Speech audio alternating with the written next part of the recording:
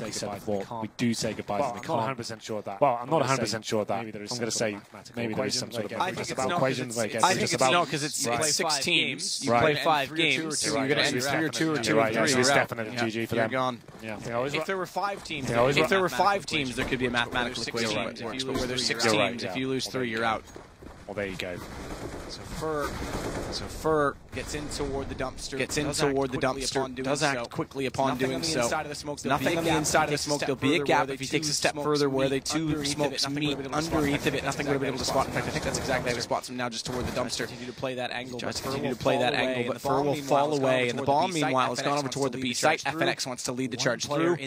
One player in the site directly, and only one. It's going to be Stewart 2000. Who's going to have to step up large behind the barrels, finds the first kill. Second rotation is going to come back through now. It's automatic inside of middle. It's back out. Cold's able to take down Stewie. Doesn't elect to go having the bomb on his own and losing everyone over at the A site. It still favors Cloud9. Oh, absolutely. That's a panic sprot shot. Easy Captain HP. Easy Captain Mo. Did they? Oh god, that reminds me. I didn't check Reddit that day. I didn't check Reddit that day. That must have been top for a while. I assume it was. 4 on 2. 25 seconds to play with it. This round isn't over, but Coldzera and Fur, 2 of the absolute best players on the planet. If they can find his first kill onto nothing, it's when it starts to get a bit interesting. Let's see whether nothing can. Good position from him, though. Good position from him, though. Aware just yet, so should be done. Should be done. There it is. That will solidify it, and because Coldzera remains.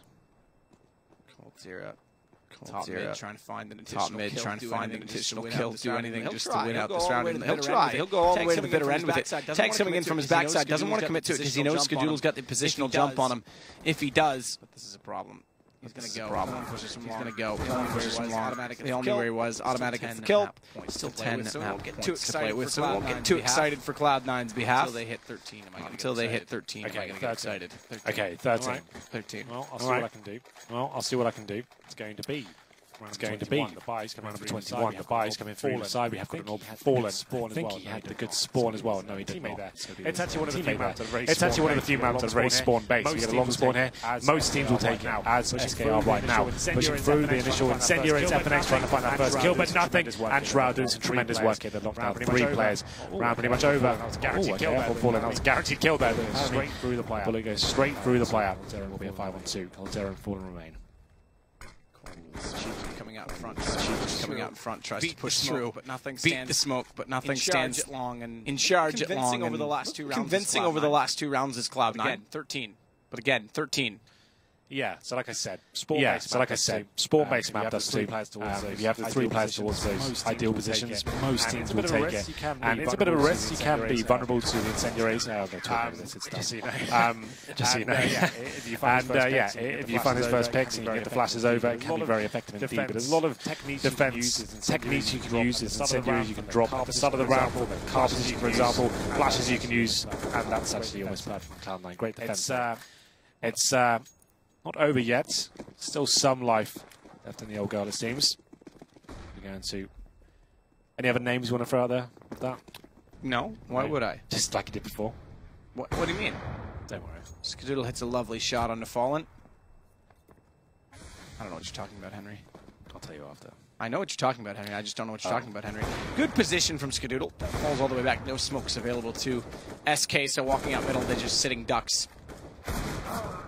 Taken down as a result. Shroud finds Taco. Another kill for him. You can count them still, I think, on 2 hands, but FNX the last alive. Another 1 versus 5, so they haven't even found kills. Cloud9's building a massive bank, but banks don't matter when 1 round ends the game. Yeah, indeed. That's very important. But FNX, Deagle in hand, not really much you can really do it. If you can find a kill, save a weapon for the next round, that would certainly help the bank accounts, but we'll see what happens. Ooh. Shots between the doors there, but will be Skadoodle finishing it off.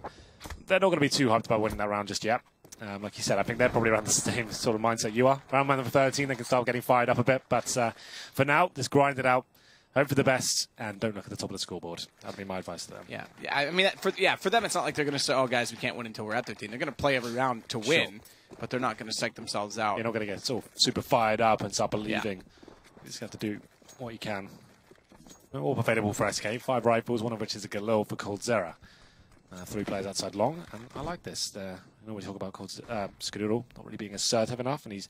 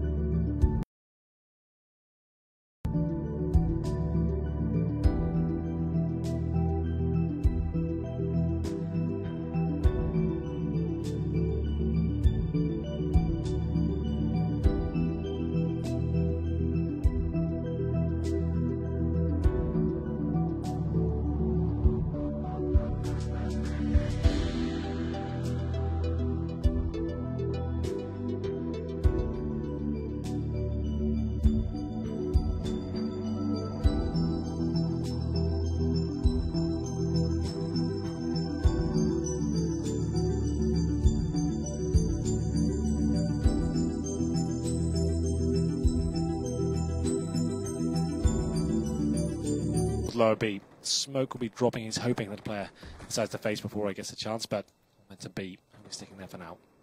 So yeah, this forces the hand and the angle back toward the mid position instead. Spotting this boost, they'll know there's 2 here, which would indicate that either there's no one down toward mid CT or no one at long, which is the case in this. Spotted Fallen. We didn't see him in turn, so at least they have information that there's someone inside of mid, but they'll back away from this, and they're, as a result, going to put Skadoodle in a position to try and cover the doors instead.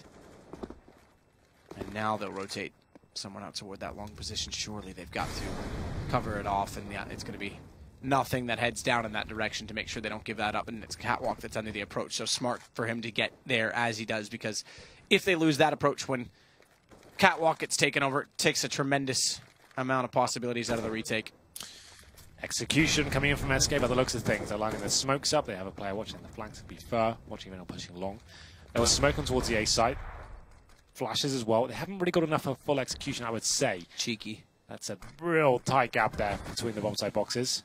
Normally use that one on the left, but just gathering information. Easy shot, really. Lovely shot. Now watch Shroud, because they've gone down. There's a smoke there. He's going to be able to push through. FNX is in the open, but he doesn't even need to help Skadoodle. He's got the shot instead. Shroud's going to follow it up with 2 lovely headshots over the edge of the wall. Down to Fur. Another 1 versus 5. They're not even finding openings right now, which does start to convince me a little bit. This was a weird buy from them, though, right? They had 4 AKs at Galil, not really that many grenades. At this point, when you just need to find 1 round, you might as well just take the eco so you get the full buyout, right? And just close it up properly. This is the opening of the window of opportunity. But needs to be careful now. If he dies at this point, he gets no money, and we've got a pause coming in. So set up, Matthew. You're right. I'm sorry.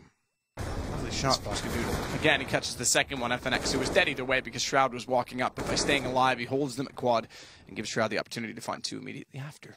Hello there. Welcome to ESL. I am Oakland. Hold on, I'll do James Bardoff. Hello, Henry. That's pretty good. That is James Bardoff. It's pretty good. Well, then we have a small tactical pause here, I'd say, for SK Gaming at this point. Is this another force bite? This is why I talk about on camera. Let's go have a look. Yeah, so I really want to just... Fur, he has force ball into this one. So he's got an AK and head armor. His teammates, not so much. They're doing a partial by Tech 9. That's fine. It means he'll have a Tech 9 next round if they don't win it. But the problem is they're not winning rounds right now because they don't have the economy to work with. So this is a weird decision for me. Well, they're not even getting kills, which exactly, means they're not getting bomb plants, which means the lost round bonus doesn't take as much effect. Yeah, indeed. Yeah, this is a weird one. Still, like I said, it's not really worth denting the economy of Cloud9. No, you win one round, that's it anyway.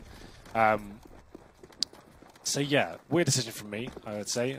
There's still going to be a maximum loss bonus next round, so I guess he gets 3400. I guess it's kind of boosts their chance to get the bomb down with an AK there. So if they get the bomb down, yes, he can buy.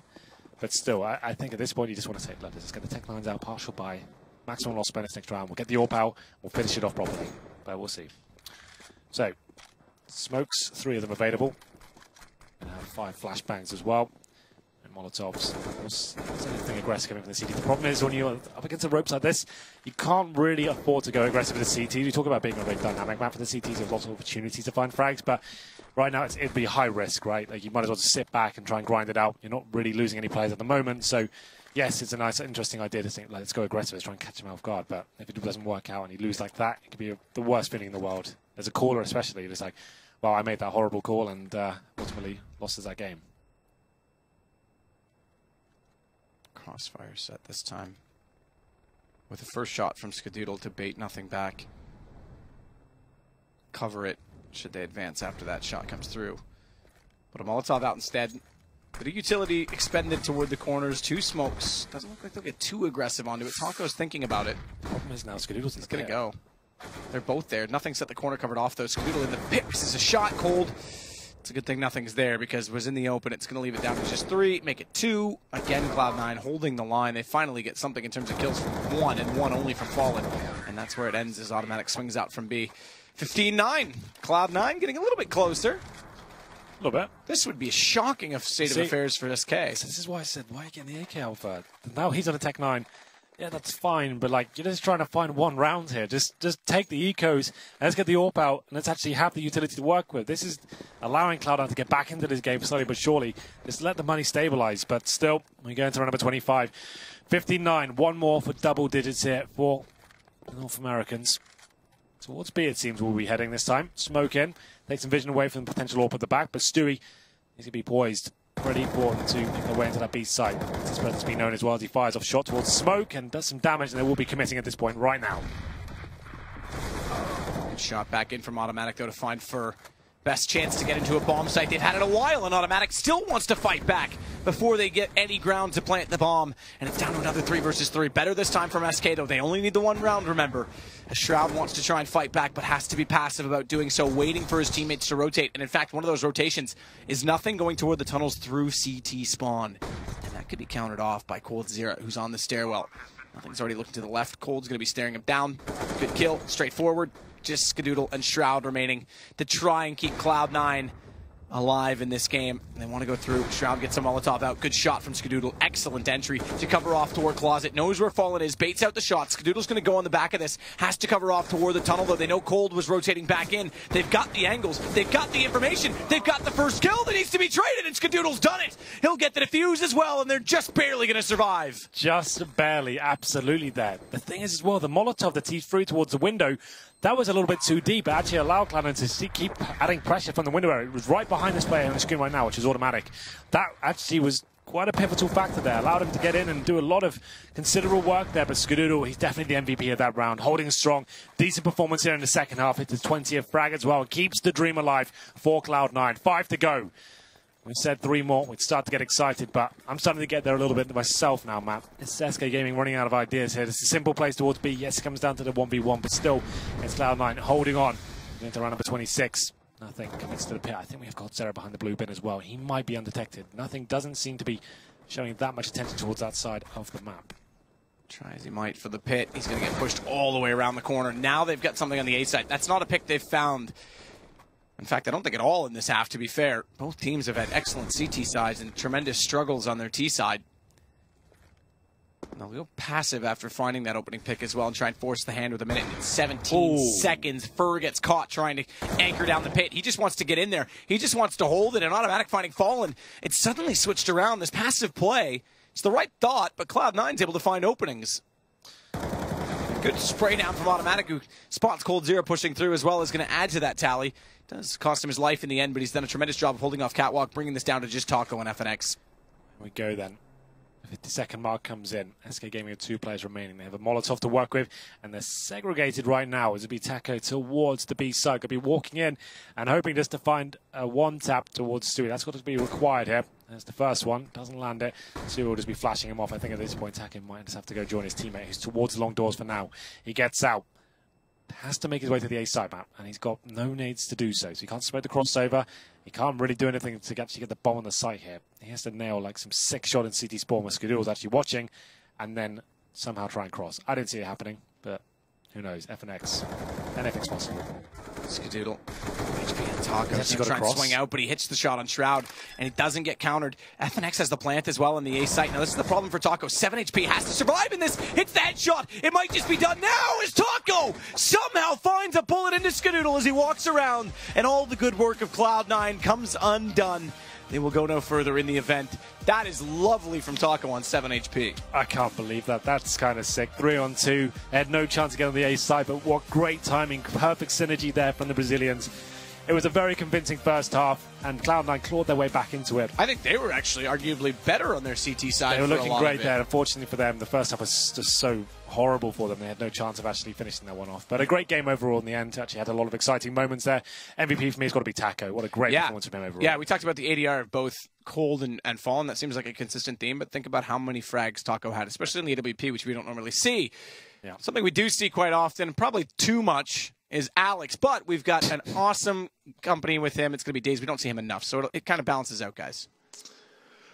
Zero arguments there. So, Days, let's start talking about Dust 2 T-sides, because it was just a story of poor T-side performances from both teams. I mean, what on earth went wrong for either side? SK looked like they were almost losing that one. The note from Sadakis was that C9, for the most part, looked like they almost have a tighter CT side. Oh, yeah, C9 CT side was nice, but it's just too little too late. And we saw that a little bit versus NIP. C9, got even closer versus NIP on train, but they're starting off very, very slowly on those T sides. The rounds they're winning, again, they won very small margins and then got their economy broken, like we just saw NIP do against FaZe. Sure. So that tends to happen when you have very bad halves, of course. They went long A in considerable amount of times. It worked a couple times. Shroud, though, wasn't performing very well. He really only had 2 rounds that he had kills in.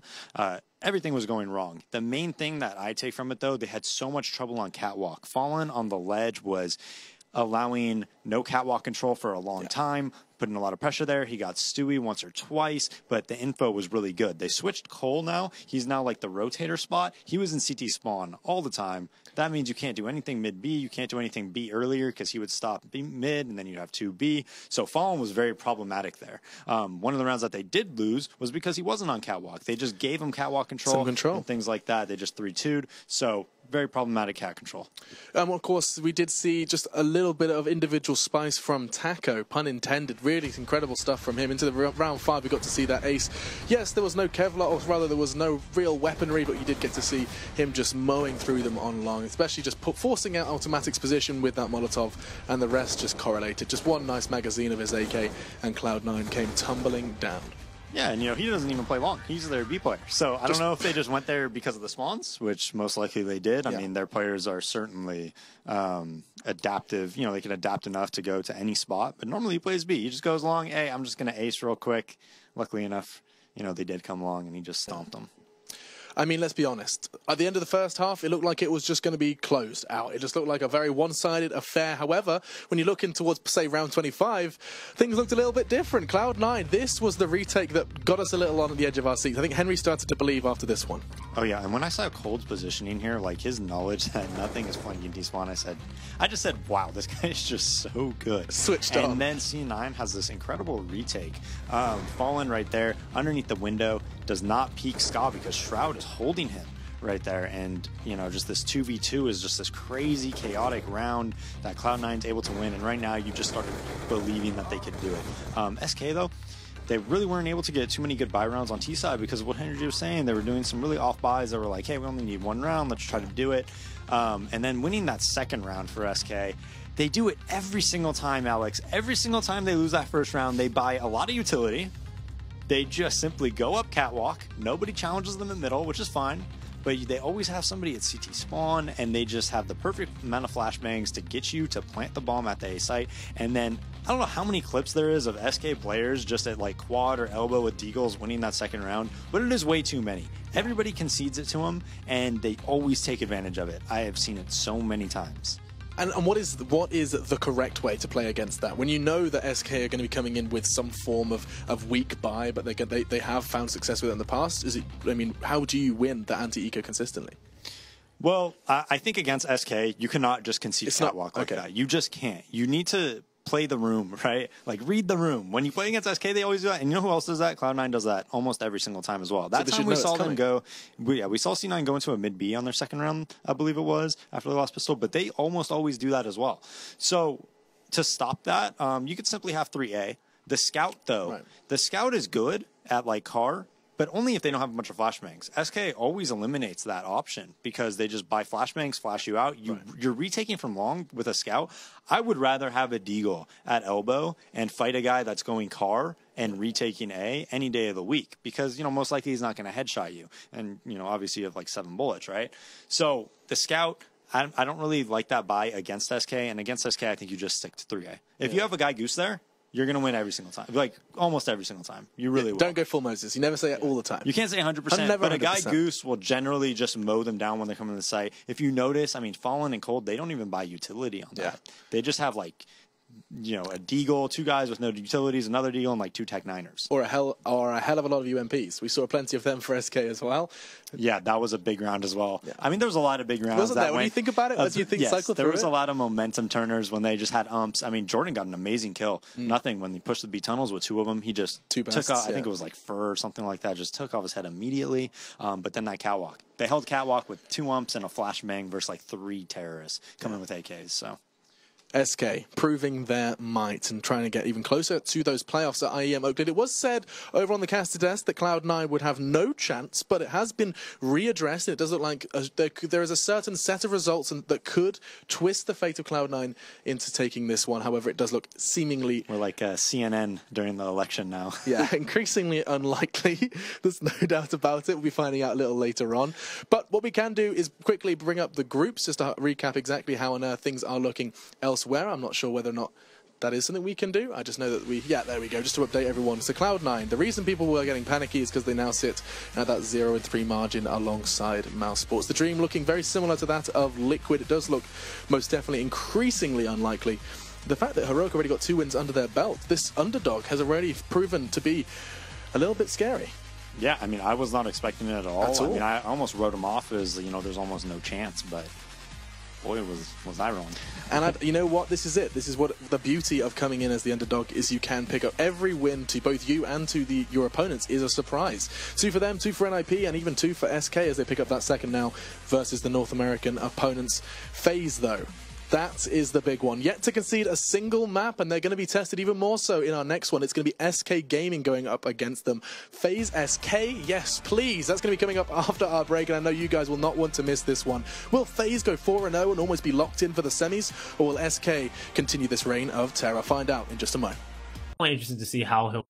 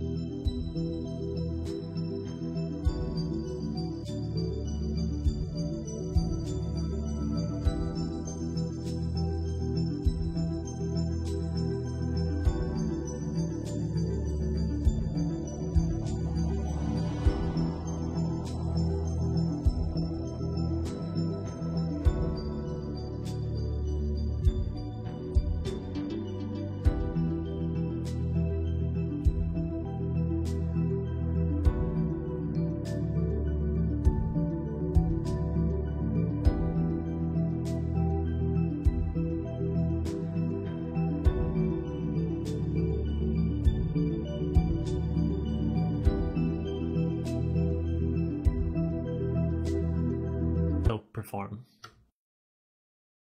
Absolutely. I think that's like the big thing, because whenever Micah Laley was subbing in for Nip, they actually had some success, right? They placed top 4 at EPL. They won that Starlet or I-League tournament back in September. So they were actually getting some pretty favorable results as Micah Laley was standing in for the team. And it even caused some people to question, would they in fact just stick with that 5? Would in fact they just have to kind of let Pitt go, despite the fact that he was really only out because of an injury? It's not like he deserved to be out. But then you get this awkward moment where, like, oh, we're actually having this success with Micah Laley. Like, do we stick with it? But they made the conscious decision not to bring Pitt back in. And so far, this is, his first land back, and people were wondering how well he would play. And so far, Nip are doing okay this group. Right? They got waxed by FaZe, but they've won a couple of close overtime games against the likes of Cloud9 in a really close game, a 16-14 win there. That was on Train, and then they did beat Mouse Sports pretty clean on Overpass. So. Yeah, I think the stars on Nip are showing up today. Like always, Get Right had that massive clutch on Train versus Cloud9. Forrest doing work, so those two are always looking to get a ton of frags on the map, having big impacts, and I think we'll continue to see that. This is also a map that I personally haven't watched too much Nuke, but this is also one of the maps where I've seen Freiburg actually do pretty well. Which I know he's the guy that sometimes catches a lot of heat for not playing well, but this seems to be a map where I've seen him in the past have a couple of pretty big games. So it'll be interesting to see how that all plays out, because the firepower certainly can be there. But again, Heroic has really shown that their firepower is stepping up. Like Valdez, playing great as usual. I think Nikolai, this new young guy, this 18-year-old from a lesser-known Danish team. So far, he's been playing pretty well. The numbers have been there for them. And then you got a guy like Madi, who's a very intelligent player and usually a pretty stable rifle. And even Freeze had a big game with the op on Cobblestone just now against Mouse Sports. And of course, the op is going to be big on the CT side of this map, on being able to be dynamic, move around, and try to find different kills all over the map. And so that's why your question about who's going to opt for Nip on CT side is really interesting. Because I feel like it would normally be Pitt in the past when he was on the team, but I don't know how that'll work out now. Yeah, and yesterday actually, Liquid versus G2, we didn't really see the op have too much impact on either side, to be honest. And like you said, Nuke is starting to get played more and more now, so I really haven't seen a super dominant op on Nuke yet. That is very true. So it looks like we are about to get live here with the pistol round. Looks like Nip will get onto that CT side first, which can sometimes be known as the heavier side for this map. But I would say that Nip has usually been pretty balanced across the map, so they're certainly capable of getting their T rounds, is my point. So it doesn't hurt them too much if it's not as good a CT side as it can be for other teams. But as we get live with Pistol, we do see a lot of Heroic kind of gathering up here inside Inner. We do see Snappy on the roof. He loves to always clear out these windows every single round. He will do this. That way you never really know when the nades will be coming in. So I kind of like that. He just consistently likes to break the glass early in the round. Yeah, definitely good, because when you actually do want to execute and use that window to throw nades through, it's not so obvious, right? Yeah, so exactly. Just making every round look the same, but definitely will be different.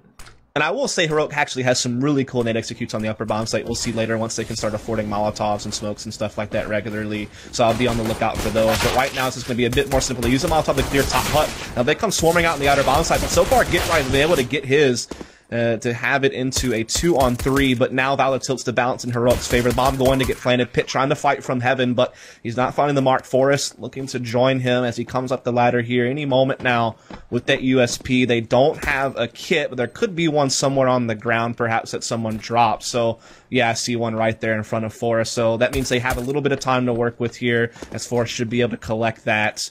But right now, Heroic playing pretty smart here, just playing back in hut. Squeaky, they even have Terrace, I think, flanking through heaven, which will be picked up on, though, by Pitt. And Forrest is on the defuse with the kit. He's sticking it. Heroic, Snappy, though, fighting in, but not there in a time. That was a really key kill from Pitt onto Nikolai to kind of keep Forrest on the defuse. Oh, wow, that round was all Heroic for so long, and then Forrest just sticks the bomb. Pitt doing an awesome job covering him. And yeah, that round should have went in Heroic's way for sure, but great job by Nip there, always so clutch. And I really like the pistol from Heroic, actually. What they did there was a molly top hut, which is a super OP spot for a pistol round or any round in general, so mulling that is very good. And then they threw a smoke out of Squeaky, and what that did was it put so much focus on from the CTs, they put so much focus on the squeaky door, spamming it, thinking they were going to go down vents, that they actually just all four plowed out hut and just caught everyone kind of off guard, and then got, you know, out of the hut super cleanly. Yeah, I think the big thing there is that they just caught, like Pitt caught like a key kill, the keep force on the bomb. It was really like the big difference maker there. Yeah. As we do see Heroic, you know, buying up what they can, some Tech 9s and Ump into play, again, breaking all of the glass up top, Snappy, lining up this smoke, which should block off Mini, I think, is that what they're looking for there. They'll once again use Molotovs to probably clear the top of Hut, try to get people out of position, but meanwhile, we have Exist pushing Hut, catching a great timing here. Gonna find a couple players with their pants down, and he gets a hat-trick spray down, and now Get Right with the M4 on the site could just finish the job. He's already got one kill on the bomb down. Snappy fighting back, but it's not going to matter. Forrest will finish it off. So that's a 2-0 for Nip. Seem to be reading these executes pretty well. Yeah, that was Exist, the timing god there at Hut. And he's playing in front of all the utility, right? Like all those smokes, flashes, Molotovs that Heroic is throwing from a set execute. Exist is in front of all of that, so none of that even matters. So good job to just squeeze in the Hut at the perfect timing. And guys, if you're having the sound issue, if the sound is not synced up on the stream, just refresh the stream and it should fix your issue. Yeah, there you go. Also, Menace knows about it, so maybe he'll be able to do something on his end. But right now we have Heroic just basically on a full eco, and Nip just catching them as they come down the vents. Easy peasy stuff for NIP. So 3-0, but now we'll have Heroic onto a full buy. And again, they have some really good executes on the upper bomb site that I'm aware of. They also have Valda being able to usually be a pretty good kind of solo outside player to kind of just create plays and put pressure on net. So I'll be curious to see how Valda is able to handle outside against some of these Nip defenders, and if he can kind of have that same impact that I've seen him have in other Nuke games. Yeah, I'm really interested to see how they're going to work the T side here. Obviously, outside is a super, pretty much the thing that you'll do on your default to get control of. So getting outside just provides so many options. Getting to Seeker, getting under Heaven, in Heaven. Now that you can pretty much jump everywhere and get anywhere on this map. Like you said, Snappy is going to be breaking those windows, breaking every single window with his block here, and looks like they are going to go into a set piece. Nico has a smoke cocked, just waiting to you know, get the word to throw. Freeze also lining him one up. So it looks like they're just gonna, you know, sit here and just wait to execute. Yeah, Get Right, though, getting aggressive again here onto Madi, and so it's going to be a player that I think that's towards ramp. I'm not 100% sure. I know that's where Madi likes to play a little bit, but looks like we are going to see all the nades being set up here. It seems like it's going to be kind of a fake, because you see Nikolai and company actually using all this nade chaos at upper to actually know that minis may be distracted, so they can walk on the catwalk into outer. So you can see that they're actually looking to flank Heaven. I don't know if anybody is really paying attention. I think Get Right is kind of eyeing this from top hut. Yeah, now he'll climb up the ladder, so he'll be ready for this. There is the first frag onto Nikolai, and he seems to be aware that there's a second there as well. He'll take care of Val. That turns around, looks for more. Freeze going to be able to get the kill, but now he's all alone. He's going to have to ace to win this round. He's going to catch Pitt inside upper. Whoa, he almost got flanked behind, but somehow he's able to evade Forrest there. And so now he still kind of poses a bit of a threat. There's a little hole in the door here. He's going to peek through it, but Forrest is going to find it. So there you have it. Nip up 4-0. These rounds keep coming close, but Nip keeps coming out in the better end. Yeah, Get Right just took a dump on those people flanking Heaven. Like, the guy that ran into the doorway from Heaven, he just got in the doorway, was about to flank Get Right, and then Get Right, I think, just hit him with like a triple or double dink with the MP9, just instantly destroyed him, and then just cleaned up the second guy that came in as well. And I was going to say, this was looking very good from Heroic, but Get Right, too smart, watching every corner. Absolutely, as now Heroic just on pistol, so Nip very well set up to get the 5-0 start, as we are going to see a lot of Heroic members just looking to play outside. Not really a smoke wall in play, but they'll kind of make a smoke tunnel, I guess. I don't know what you'd really call this, to try to get into the secret stairs. Existo able to find one frag as they come down, and now Freiberg just greeting them in the back halls, gets 2 kills. Valda eventually takes him out, but now it's a 2-on-4. Valda does pick up the M4, and Madi is going to be able to catch this vent rotation, and he'll just catch Forrest for free. Comes up, a little bit of awkwardness, but Exist wins the fight. And so Valda all alone. He does have bomb, but trying to get a plant here is going to be damn near impossible. Yeah, it looks like Pitt has the ramp room, looking down from U-Haul. Exist just going to finish it off, killing him right in the I think it was the vent there. I was looking at Pitt, but yeah. not able to get a bomb plant there or get anything happening. Freiburg with a good counter smoke at secret pretty much just stalls that and gets a 2K and puts that secret push to an end. So what do you really credit this 5-0 start to? Is it Nip just reading Heroic well? Is it just like Nip trading better? Like, what do you feel Heroic's biggest stumbling block has been? I mean, I don't think tactically anything is too wrong from Heroic. I mean, that first gun round, you had 2 people flanking Heaven. I thought this looked great, like, and then just Get Right, just a big individual performance. Like on an MP9, he gets a 3K, right? So I think it's just Nip playing well, just grabbing the pistol, next 2, okay, whatever. You get the next 2 rounds, and then this is the next gun round. There's only been 2, right? Right. Yeah. This I think will be like I think it had kind of like a Tech 9 vibe, but yeah, this will be like the second real gun round from Heroic, and this time looks like they want to put a lot more presence on outside again. Kind of once again doing the smoke. It's not the exact same smoke wall other teams use. It's a little bit tighter. We're towards Secret Stairwell. But they're still going to be able to get their players down. There is a push, though, from the CT side up on this. It's going to be Freiburg once again stalling them out with that very smoke you were talking about from the previous round. So this is getting them some intel, and it's like I said, it's slowing Heroic down. They're not going to be able to get control of back halls maybe as quickly as they'd wanted to. Yeah, and if you watch how G2 plays this, or Shocks, he plays the secret here. And similar to how Freiburg is smoking off secret, Shocks will kind of just play a very, very tiny crack where he can just see someone cross, and as soon as he sees someone, he lets go of a smoke. So very, very similar style, but just executed a little bit differently. And so now that Heroic is kind of coming into the last 25 seconds of the round, they're actually trying to see if they can't pinch upper.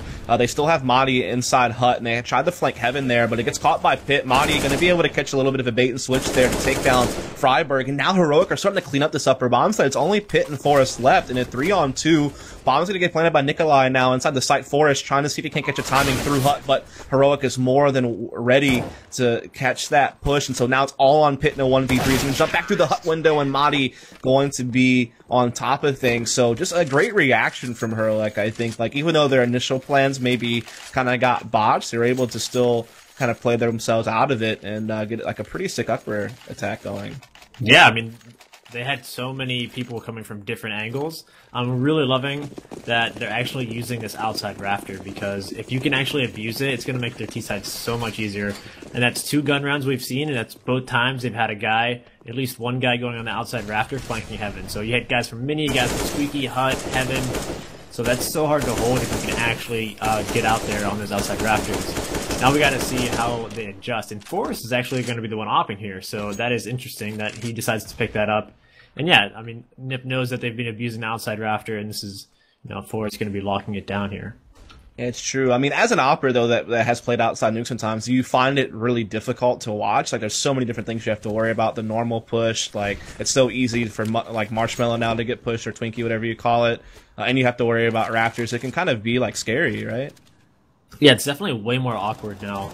I haven't played too much on nuke, being an opera out there, but yeah, there's just Forrest getting a crazy shot actually through that smoke. I'm not sure. I did not see it from my perspective, but Freeze actually getting a trade on Get Right and then leaving it at 2v4. I mean, this is looking very comfortable for Nip here, and as long as they don't give too many picks, Forrest hitting another one, Madi entering into the bomb site. 1v3 here. Yeah, that was really well done. I think Get Right kind of takes any fear that might have been there from Forrest, like with what he had to worry about. Like, Get Right just cleans house with 2 kills, and Forrest, of course, if you can find a shot through the smoke, then you're not really feeling too much heat at that point. And now it's all on Madi, and Forrest will be able to finish it off. That's a hat trick there for him with the op. And so the first round that the op is in play for the CT side, it has a massive impact on the round. And of course, Get Right continued to play well. 10 kills in 7 rounds played, so he's certainly getting his work done. And so now Heroic just really back to this type of force pistol type situation. I mean, Nip are starting to build one of those like big CT side nukes that can sometimes be present on this map. Yeah, not a good start for Heroic here. Forrest coming up big with that 3K. And it's always like a weird question to answer, like, should Forrest be opping? Because he's such a talented, like one of the best riflers in the world.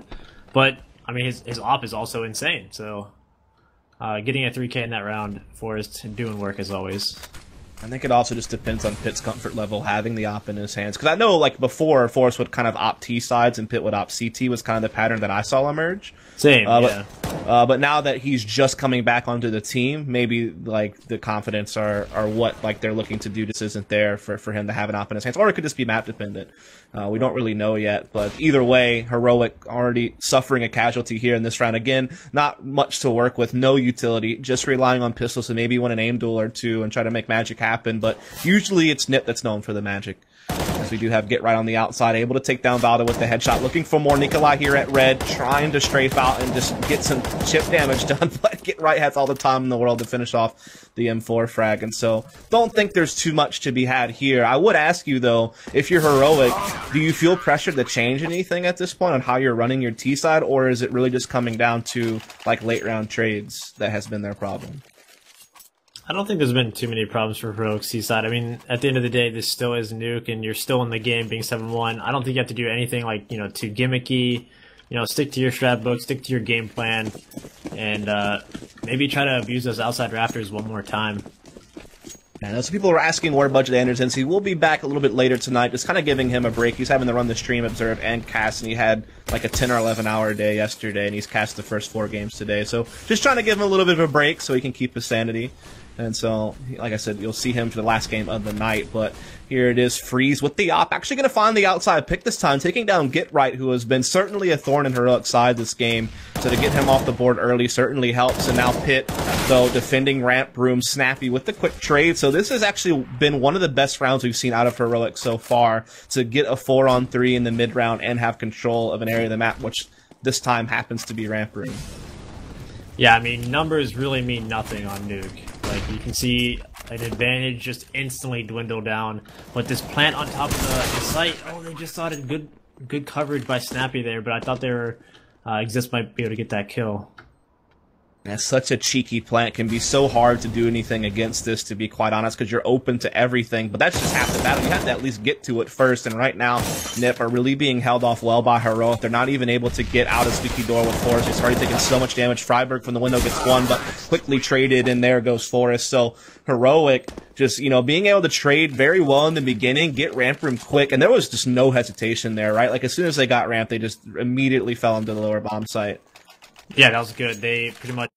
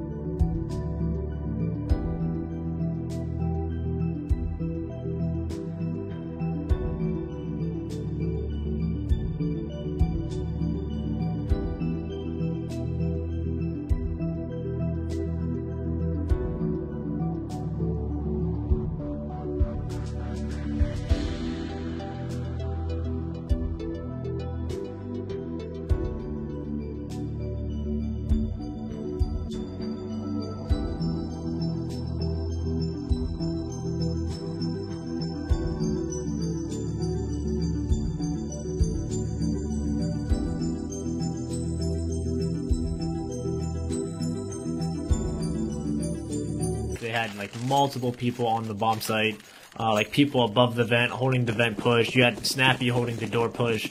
Planning on top makes it very hard to die while planning, because window side can't see you.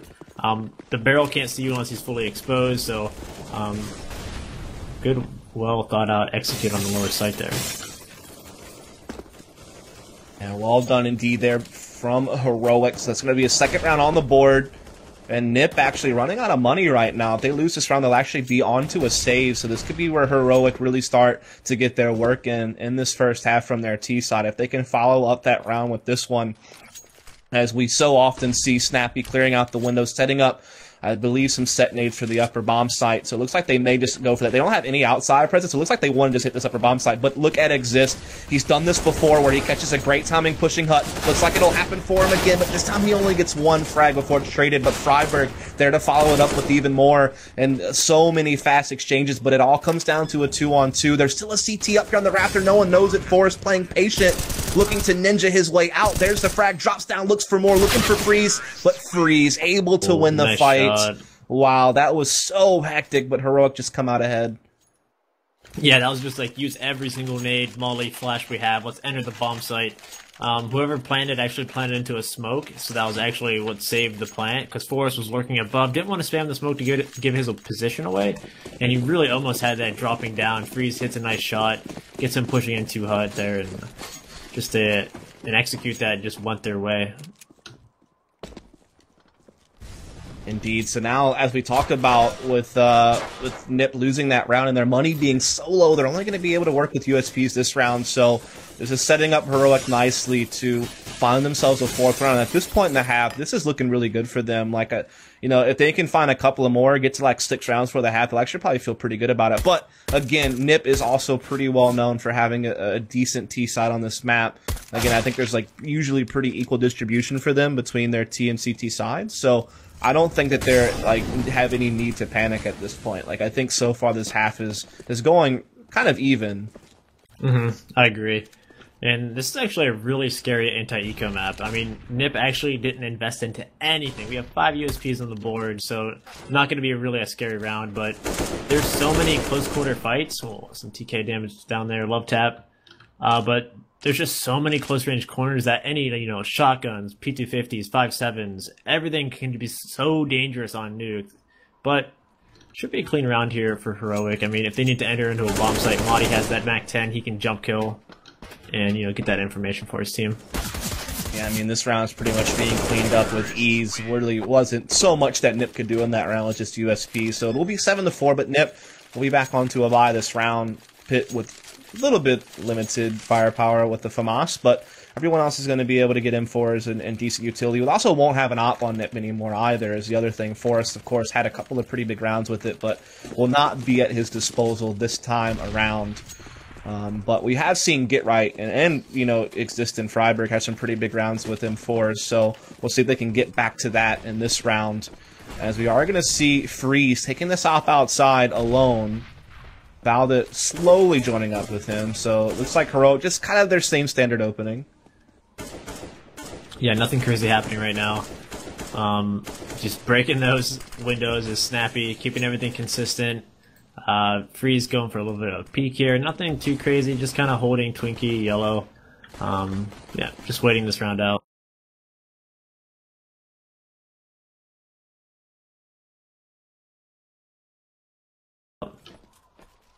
Yeah, I mean, like I said, this is Snappy's routine every round. He almost always lines up the same, like, mini smoke from here as well. This time, though, Nikolai is actually going to be able to catch a kill onto Pit, who was trying to get aggressive at the ramp room. So this is going to give Heroic a little bit an easier time now that they have, like, 1 frag to their advantage so early in the round before they've even really tried to execute anything. As they'll leave Valda outside alone, as they normally do, to see if he can't create plays, but everyone else is gathering up for some type of execute towards upper, it seems. The Snappy going to be lining up a Molotov. I think this is to hit top hut to clear out that spot. Now they're just going to explode on the site. Or not. They're actually going to fake this out and go into ramp room. And Get Right force it is dropped down to the lower bomb site. Heroic is short on time, so they're going to have to be quick to attack as Get Right continues to backpedal. Exist gets inside the vents, and he's going to be able to clear out as well. So despite the fast movements of Heroic, we're seeing NIP get some kills, but as quick as it looked like NIP were in the advantage, we have Heroic fight right back with 3. And so now it's all in Exist. 1v2 bomb will get planted. Exist trying to fight the player at ramp. He gets that kill. 1v1 now, and he wins that. So well done, Exist. A quad kill round.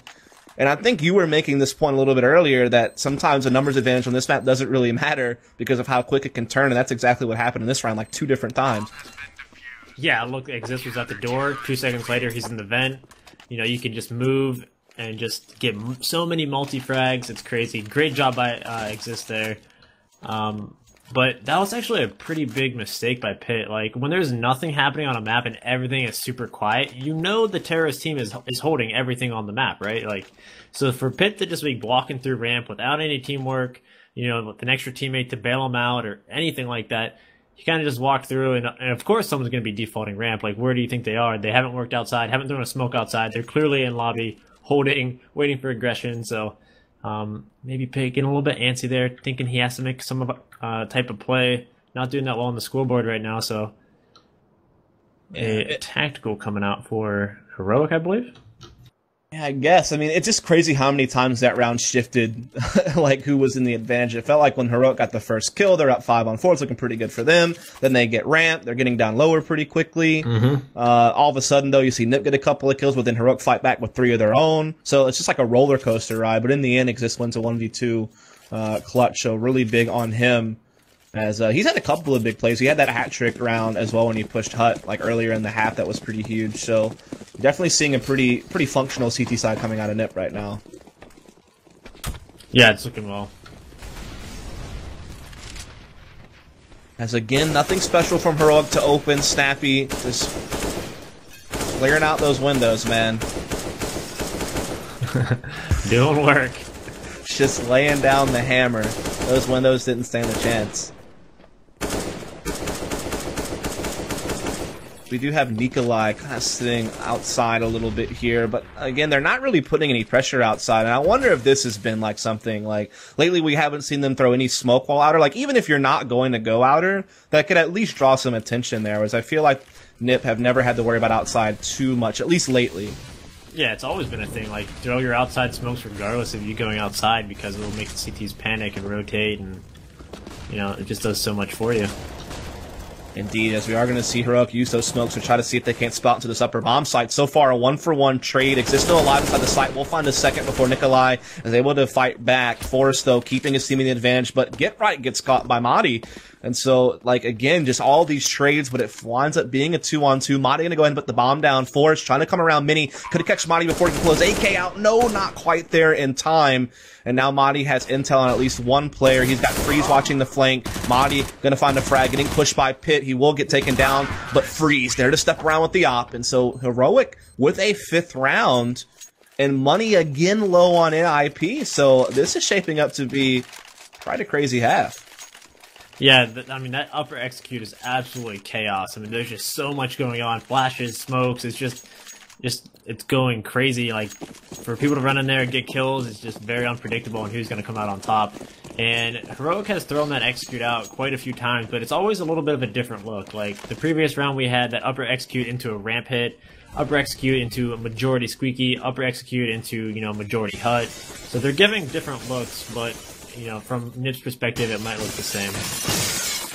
Yeah, it's almost like creating the same type of illusion of consistency that you would see with an outside smoke wall every single round, which we talked about before. Yeah, exactly. I know that's something that Optic likes to do a lot. Some of the French teams also have kind of the same mentality of, like, we're going to smoke wall a lot, and we may just sneak a bunch of players in the secret, or we may just, like, wait to do an upper execute. Whereas it seems like Snappy is always lining up these nades to give you the pretense that this is going to be an upper execute, and flush people out of position with Molotovs and get people in awkward space with smokes, but they don't always necessarily follow it up, and so it does keep Nip guessing, I feel like. Yeah, like, here's the same nade, but they're going to be wrapping outside Raptor. Nico leading the charge, or leading the walk here. Forrest, I think, just spotting them, though. Yeah, you do see Forrest alive and waiting here with that CZ, just playing inside the corner, waiting for someone to come around the corner.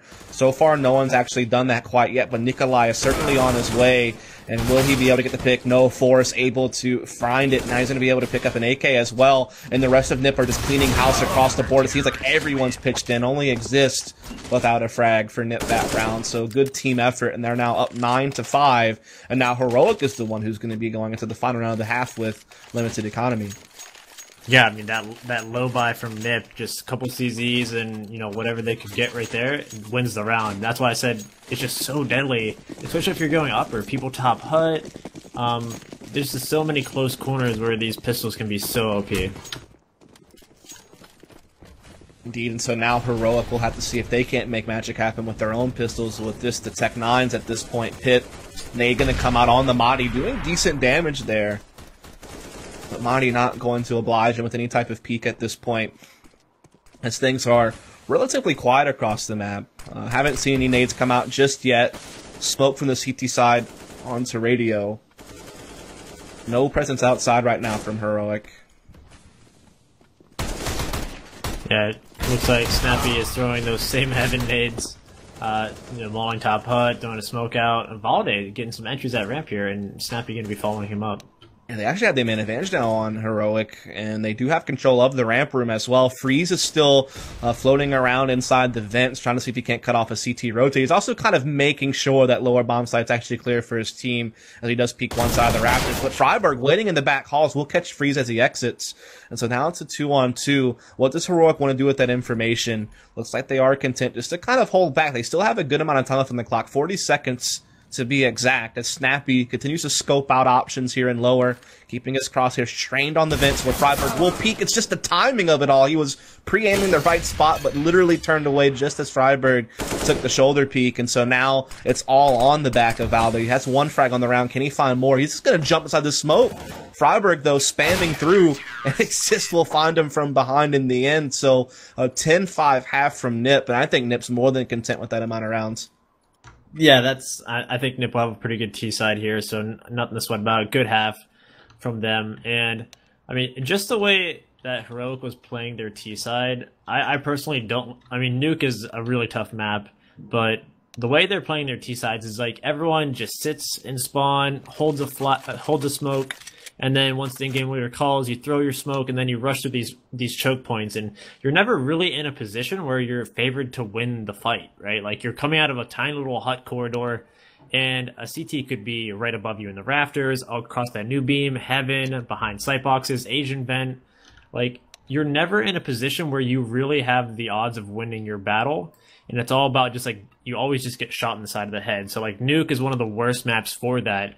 But especially the way they're playing it is like they're not giving any of their players to really use their own individual talent.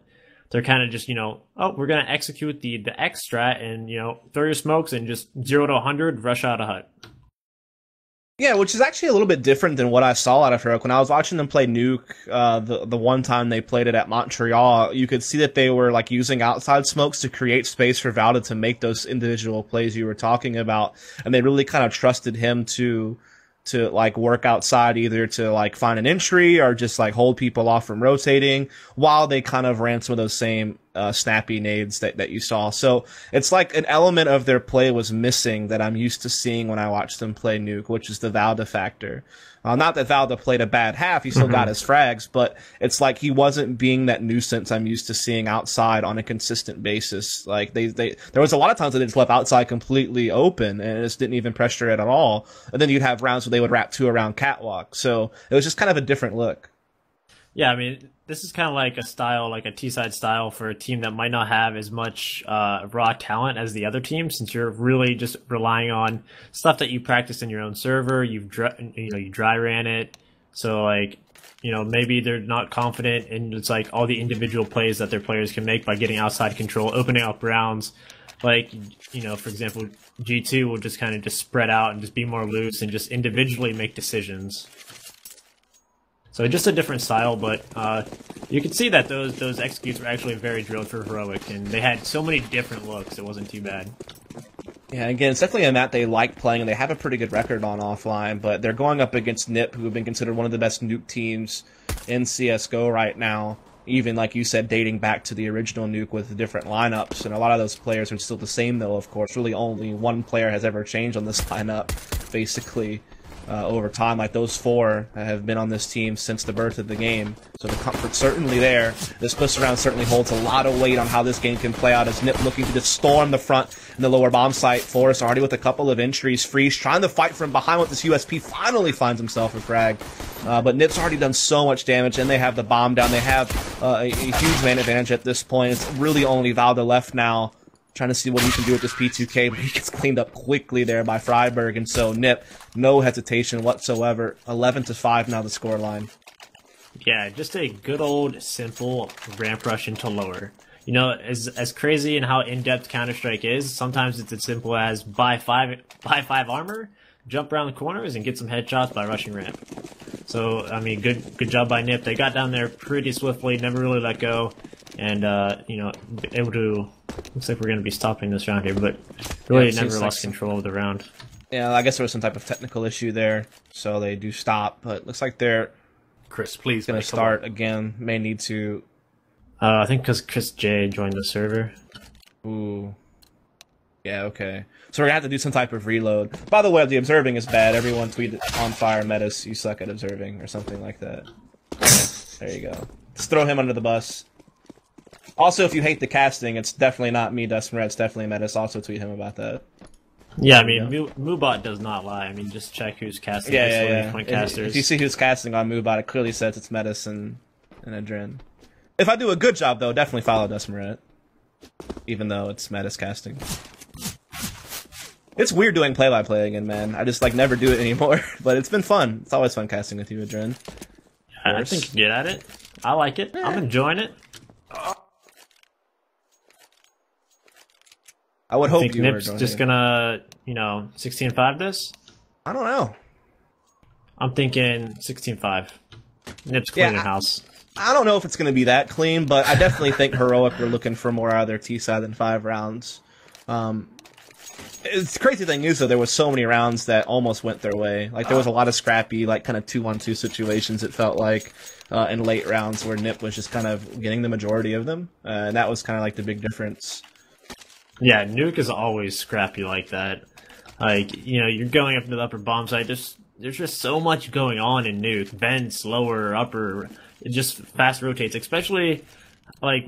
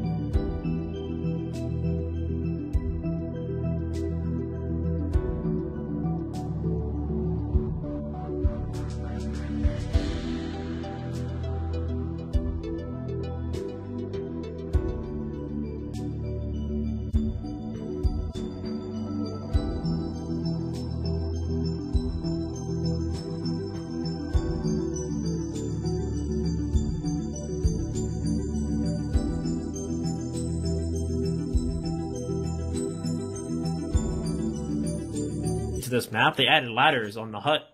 Above the hut, you can go up the ladder into heaven. You can go outside, just jump into heaven. There's I will say this, though. Much mobility on this map.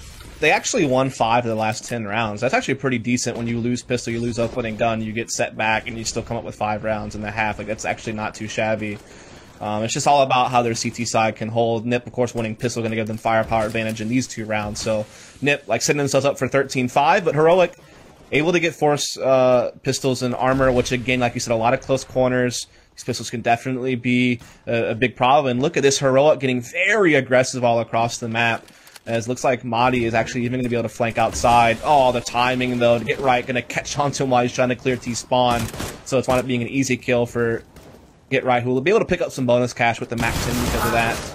And it looks like Snappy will also get dealt with pretty quickly. So Nip looking to find their 12th round here pretty quickly. Yeah, I like what Nip is doing on their anti-eco. I mean, just go outside, avoid close ranges as much as you possibly can.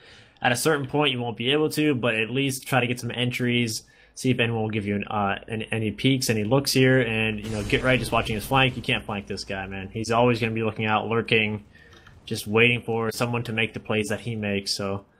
And he's looking to make some more money here, but Nico is in the... What do you even call that side that Nico's at? I don't know. I've heard people calling call it it sync? decontamination or something like that. I've heard like sync as well. I'm Yeah, not sure because if we have like apparently there's like a sign that says decontamination between the two sinks. And that's so such an awful. I know, but I've actually heard that you. Yeah. Two decontamination. Because I mean that used to be toxic, obviously, but now there's like that whole other room. Yeah, that's in we were lower calling that people can call toxic. in barrels. Yep. Yeah, so I mean I don't know what the official call is on that. Yeah. I've heard I've never decontamination played thrown it. around. Yeah. That's it. Feels bad, man. Sounded so emo when you said I never played this map. Actually, I did play this map once, but I don't think we ever had to call that. I forget what we called it. Reddit knows, I'm sure. This map sucks. This cast is going well, mate. So we're looking at Nip trying to go 13-5 right now. They already have a 4-on-3. Obviously, heroic. Not much to fight with in this round. Just a couple of USPs and P2Ks. Basically a full save. But Nikolai actually gets a kill and picks up a Mac 10. See, maybe he can't make a little bit of money with this. That would certainly help out their economy going into their opening gun round. Bomb is going to get planted by Nip right now in the lower bomb site. Nikolai's still scoping around with this Mac 10 in the vents. Has given his position away with that bullet. And there's actually even a Nip player sneaking up back halls to try to cut him off, which is going to be Pitt with this Galil. Waiting for him to exit, but Nikolai continues to stay around in here. Valley even picks up an ump as well, so there's a couple of guns in play. This could get a little bit hectic for Nip.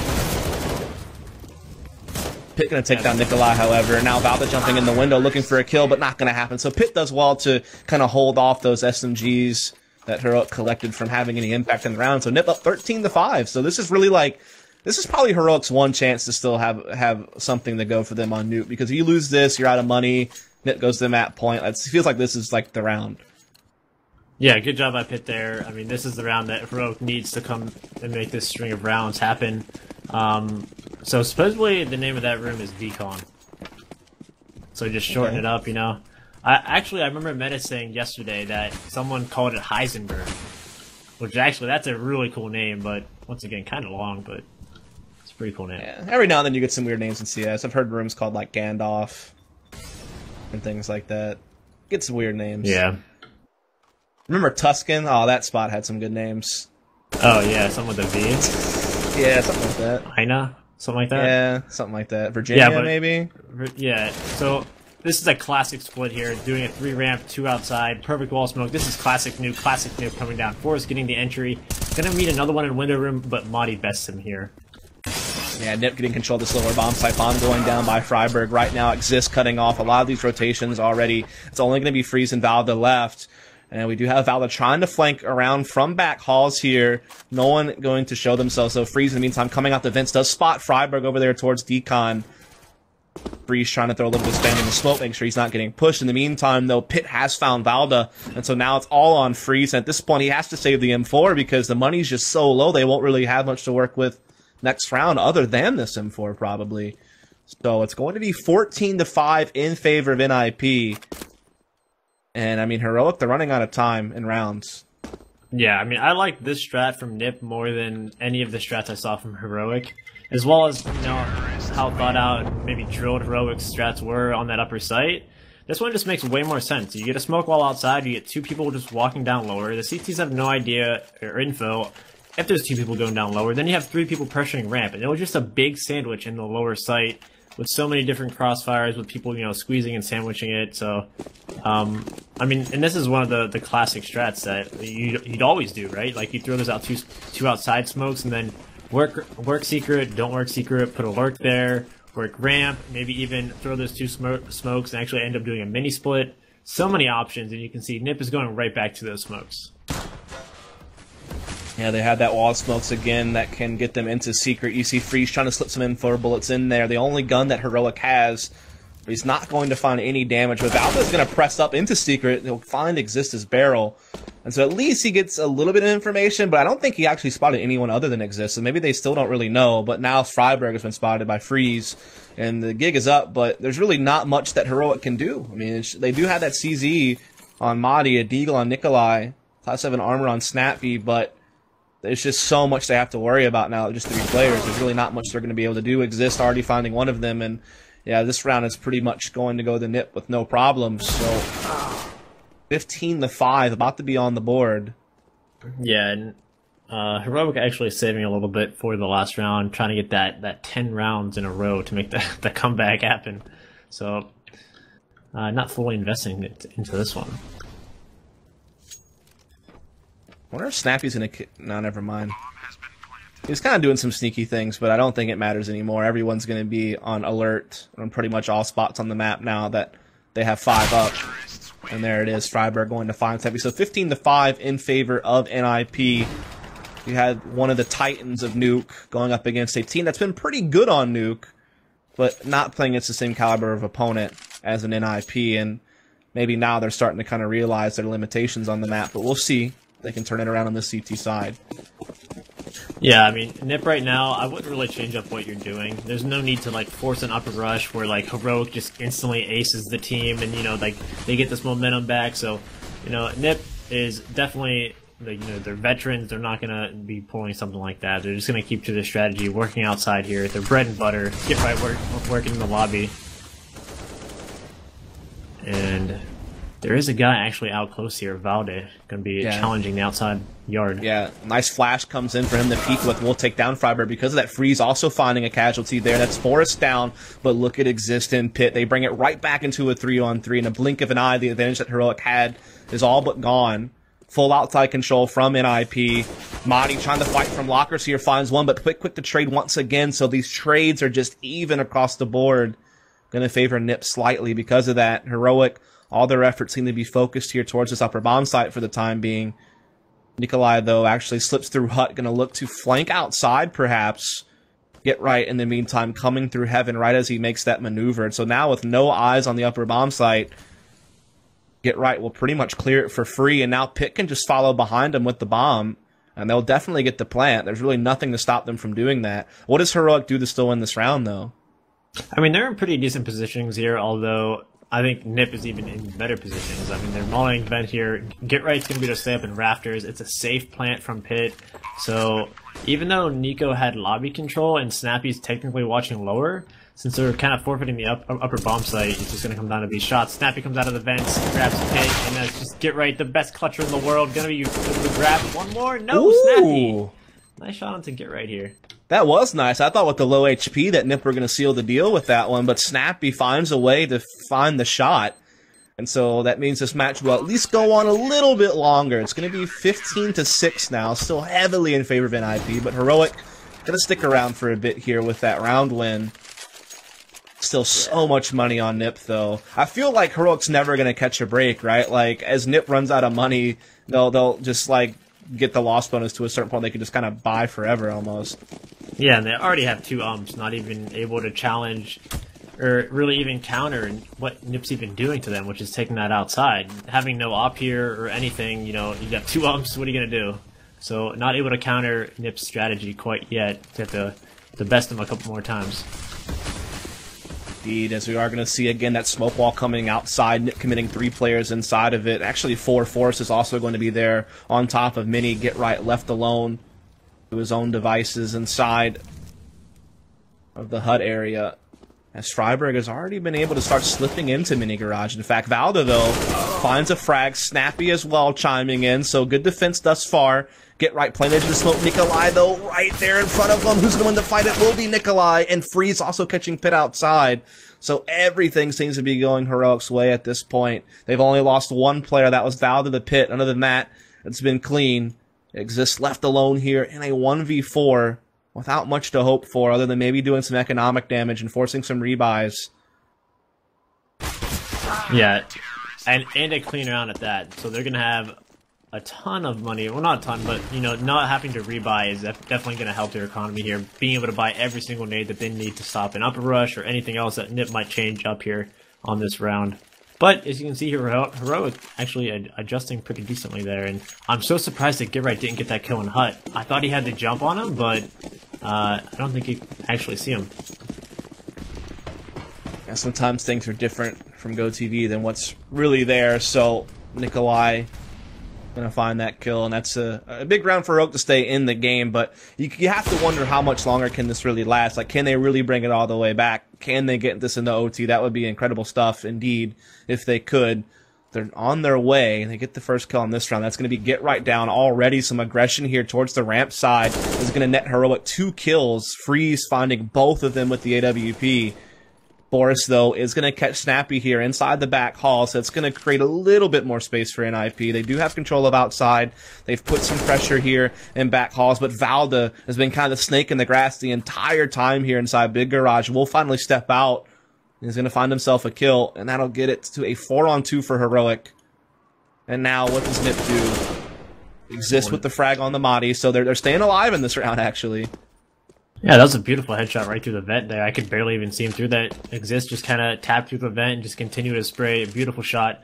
2v3 here. Can the vets of Exist and Freiburg clutch this? They actually have a smoke, and we'll be able to get this bomb down to the low ramp. And Exist is holding the vent, so he's gonna give the vent control up. Nope, he's actually just gonna be holding it here, which is a super hard position for this guy to get down. But Nico hitting a beautiful shot on Exist. Freeze is low on HP, and that could be the first person Freiburg sees, so he could actually play this into a pretty quick 1v2. Flash comes in, and that's great from Valda to just kind of use that to step up and make sure they were going to get a trade, which is all you need to do in that situation is go 1-for-1. And the bomb will get defused, and so Heroic, they will find themselves in 8th round, so again, they're sticking around in this half, and they're fighting their way towards the OT, but they still have a pretty long road to travel to actually get there. And again, Nip's money is always going to be there. Like, they're always going to be able to buy up at least a little bit. So you're never really going to catch a break, I feel like, if you're Heroic. Yeah, you're really not, because by the time they're broke, they've already gotten the money bonus coming in. So, great play by Freeze that round. Those are the plays that you'll need to make happen for you to make this comeback, right? Getting 2 entry kills at ramp and being aggressive and doing it and hitting some nice shots. So, need more of that. As we are going to see Nip a little bit more focused up towards this upper bomb site. They have Exist alone outside of the smokes, but all the rest of these nades are focused on doing something at upper. You can see them slipping down the vent, so it's the old waterfall down the lower. It looks like everyone basically from Nip is inside these vents at this point. We do have Exist getting caught out outside, but Freiburg gets the entry into lower to get that bomb planted, so now it's a 4-on-4. Can Heroic make the retake happen? It's going to be the question now as we see Get Right getting inside of Toxic. Pitt has control of the back halls here with the Tech 9. He's going to catch Snappy with 1 HP. Going to follow him around, grabs the kill easily, picks up that AK, and now Heroic is running out of numbers to make this retake happen. Only 2 left. It's going to be Valda and Freeze, both coming from ramp room.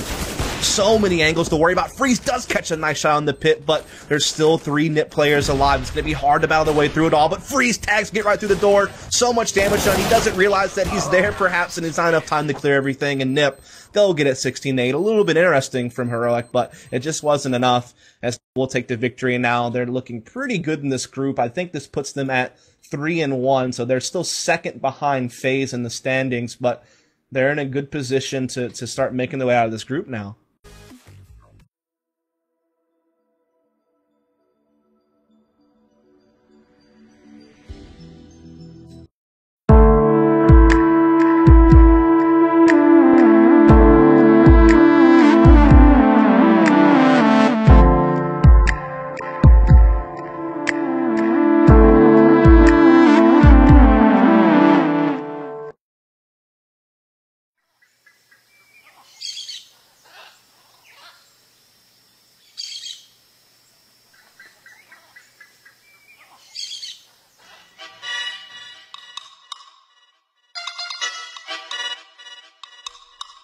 Direto da capital, o MC lançou hit sensual pras minas sentar no. O hit é legal, o hit é maneiro, vai dominar o Brasil inteiro.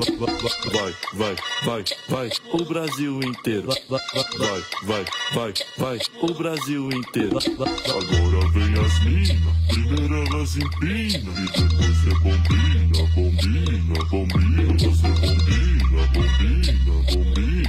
Ela se bombina.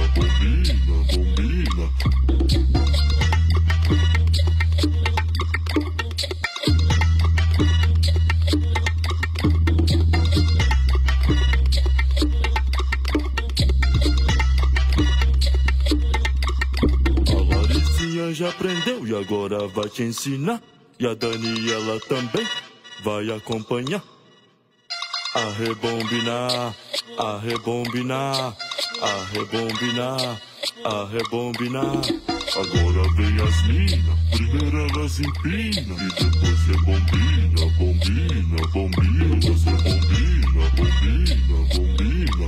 Elas rebombina, bombina, bombina. O hit é legal, o hit é maneiro, vai dominar o Brasil inteiro. Vai, o Brasil inteiro. Vai, o Brasil inteiro. Agora vem as minas, primeiro elas empinam e depois rebombina, bombina, bombina. Elas rebombina, bombina, bombina. Elas rebombina, bombina, bombina.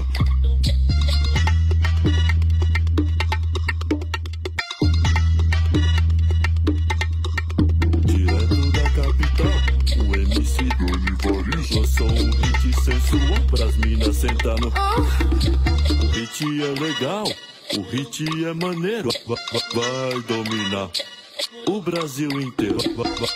Vai, o Brasil inteiro. Vai, o Brasil inteiro. Agora vem as minas, primeiro elas empinam e depois rebombina, bombina, bombina. Elas rebombina, bombina, bombina.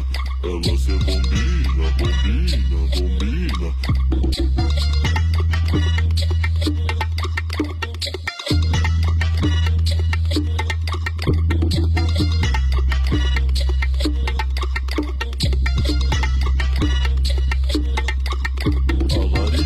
Já aprendeu e agora vai te ensinar. E a Daniela também vai acompanhar. A rebombinar, a rebombinar, a rebombinar, a rebombinar. Agora vem as minas, primeiro elas empinam e depois rebombina, bombina, bombina. Elas rebombina, bombina, bombina. Elas rebombina, bombina, bombina. O hit é legal, o hit é maneiro, vai dominar o Brasil inteiro. Vai, o Brasil inteiro. Vai, o Brasil inteiro. Agora vem as minas, primeiro elas empinam e depois rebombina, bombina, bombina. Elas rebombina, bombina, bombina. Elas rebombina, bombina. O MC Donivaris.